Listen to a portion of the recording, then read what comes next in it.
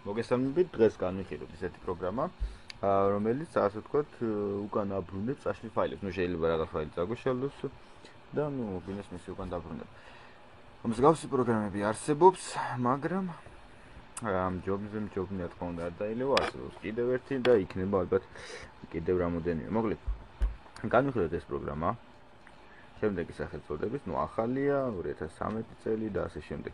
ეხლა რაც შეეხება მის შესახებ პროგრამა მე ქართული ინტენსივსში სამწუხაროდ თუ საერთოდ ორ შემთხვევაში ვერ ვიპოვე, არის რამოდენიმე მაგალითები, არის, მაგრამ ორ შემთხვევაში მე მუშა ვერ ვნახე ვერც ერთ ხოზე ან რამოდენიმე საიტის მოხმარების შემდეგ, რა თქმა უნდა მივუმატე სხვა გზას და გავაკეთე ეს ყველაფერი გადმოვიწერე ვიპოვე რუსულ გვერდზე, რომელზეც არის საბოლოო განახლება. და რა თქმა უნდა არის თავისი კოდი და ასე შემდეგ, ასე რომ ჯობია ისევ აქედან გადმოვწეროთ, მისამართი არის შემდეგი, ამას რა თქმა უნდა ვებგვერდზე დავდებ და ასევე უნდა აღინიშნოს, რომ ამ ლინკების გადმოწერა ხდება მხოლოდ იმ შემთხვევაში, თუ ვართ რეგისტრირებული, ეს არის NNMRU და თუ NNMRU-ზე არა ვართ რეგისტრირებული, მაშინ ამ პროგრამას ვერ გადმოვიწერთ. მოკლედ რეგისტრაცია მარტივი საქმეა, ჩვეულებრივი რეგისტრაციას ვაწვევით და ვიწერთ. და მე მგონი ყველაფერი გასაგებია. კაი, გადმოწერის შემდეგ პროგრამა არის ესეთი ტიპის, ამოარქივების შემდეგ კი ხდება ესეთი, აქ მოხდეს მისი კეი, მისი საინსტალაციო პაკეტი. კარგი, დავიწყოთ ინსტალაცია, ვნახოთ რა ხდება მის შიგნით. ვარგა, არ ვარგა თუ ასე შემდეგ. მოგეხსენებათ, საკმაო რაოდენობის კონკურენტები ყავს პროგრამას, ამიტომ ვნახოთ. კიდე რაც უნდა ითქვას, თუ მისი გადმოწერა გიდათ, მისი რეალური ზომა არის 167 მეგაბაიტი და ქართულ ინტენსივსში ძირითადად არის 8 მეგაბაიტიანი და 8 მეგაბაიტიანი არ არსებობს ეს პროგრამა და რაიმეთ მოხდა უფრო სხვა თემაა. კარგი. მოდი გაშვება არ გინდა, იმიტომ რომ ვიპოვოთ თუ სად არის ინსტალირებული, როგორც ხედავთ ის არ გამოჩნდა ჩემს დესკტოპზე, ანუ უნდა მოვძებნო მის პროგრამ ფაილებში, კომპიუტერში შევიდეთ C-დისკზე და პროგრამ ფაილებში არის ასეთი აღდგენა ინფორმაციას. შეგიძლია აქცენტო შესრულებით გააგზავნო ეკრანზე, ან პირდაპირ ჩავთვლით და ვნახოთ.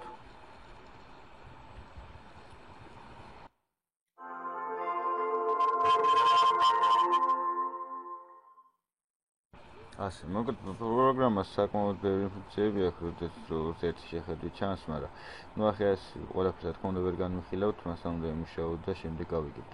მოდი ახლა მაგალითად აღდგენა მივცეთ. და იყოს C-დისკი და რა მინდა მე მაგალითად რო აღადგინოს, იყოს რა ქვია მაგას, სურათები.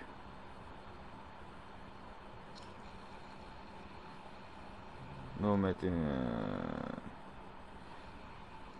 იყოს სურათები რა, კარგად.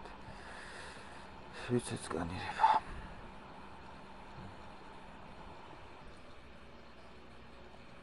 აქ პროცენტული მაჩვენებელია, რომელიც უნდა შეივსოს და მის შემდეგაც აღდგენილი ფაილები გამოჩნდება ალბათ ჩვენს მოკლედ პროგრამა საკმაოდ ელემენტური ინტერფეისი აქვს ერთი შეხედვით. ეხლა რაც შეეხება მის სხვა ფუნქციებს, რა თქმა უნდა, ესენი სხვაგან შემოს ექვემდებარება და მასთან მუშაობაში თანათან გავიგებთ, მაგრამ ცუდი ნამდვილად არ არის, რაც შეეხება მის არქივად, მის ვერსიას, ანუ თუ კოდი, ამ შემთხვევაში კოდი მან არ მოითხოვა, არ ვიცი რატომ, შეიძლება საიდანაც უნდა ჩაუწეროს, აი აქ help ფაილში ექნება მას მსგავსი. რამ თუ კოდი მოითხოვა, მის კოდიც რა თქმა უნდა არქივს მოყვება და არის შემდეგი. მე მგონი რაღაც ფაილები ექნება მოძებნილი, რომდე აღარ დაველოდოთ.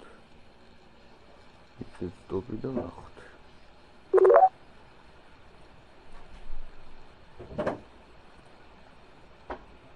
მაგალითად აქ ძიება ხდება შემდეგნაირად, ანუ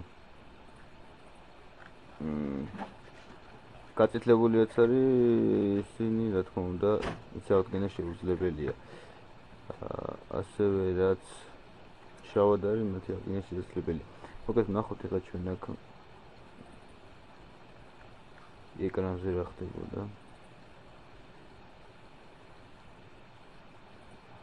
მაგ დროისთვის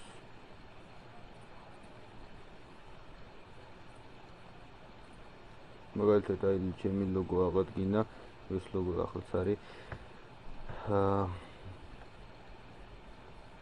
და მსგავსი ტიპის, ბოლომდე თუ დავაცლით, რა თქმა უნდა.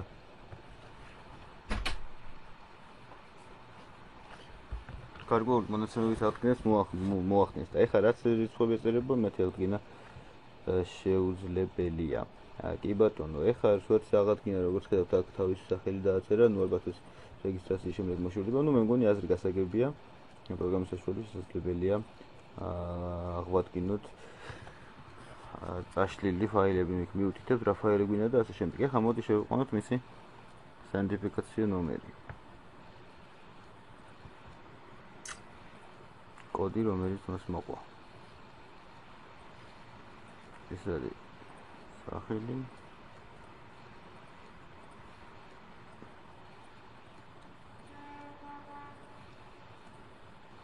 ეს არის კოდი.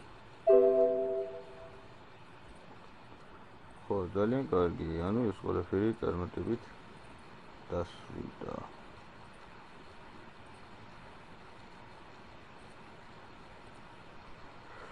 გადავტვირთოთ პროგრამა და ვნახოთ. გადავტვირთოთ პროგრამა გავთიშოთ და თავიდან გავუშვით.